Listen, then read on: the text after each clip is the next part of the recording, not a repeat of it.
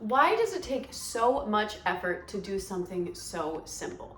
Whether it's making a phone call, folding laundry, or in my case, calling my credit card company to fix a problem. Why do we put these things off until they feel like climbing Mount Everest?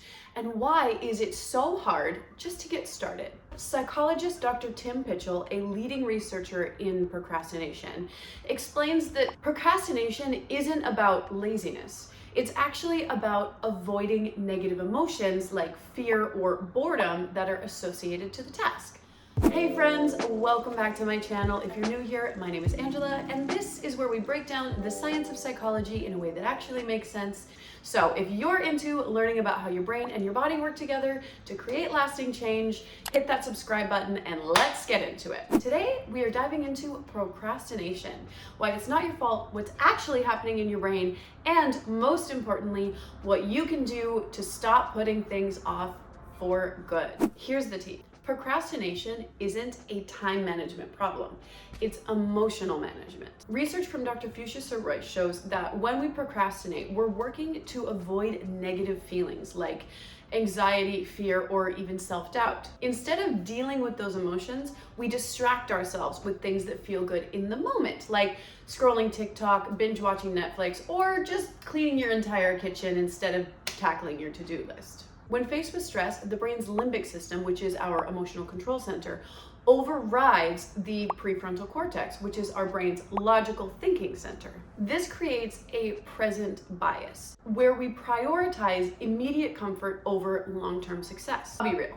I recently spent weeks putting off a phone call I needed to make to my credit card company. And I mean weeks. I would tell myself, I'm gonna be stuck on a phone tree forever. I'm probably not even gonna be able to speak to a real person. It's gonna be so annoying. But when I finally did it, it only took 40 minutes on hold. And during that time, I took a shower, cleaned the dishes, and 10 minutes of actual phone call with a very lovely lady. 10 minutes, that's it. The mountain that I had built in my head, it was actually just a speed bump. And this is exactly what procrastination does.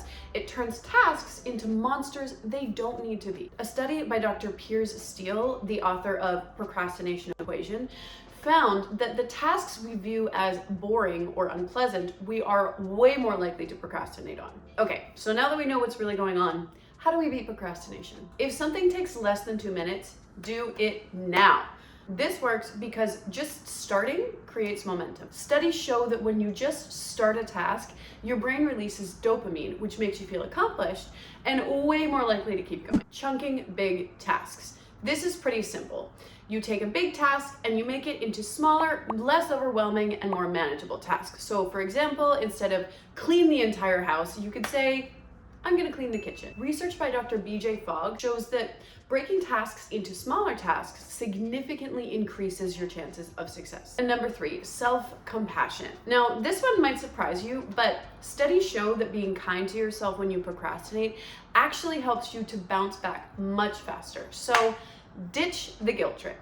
Procrastination isn't a character flaw. It's your brain's way of trying to protect you from discomfort. But now that you know what's really going on, you can outsmart it. And remember, it's not about willpower. It's about working with your brain to create momentum, break things down, and be kind to yourself along the way. So what's one thing that you've been procrastinating on? Drop it in the comments down below, and don't forget to like, subscribe, and hit that notification bell so you never miss a video. Thank you so much for watching, and I will see you in the next one.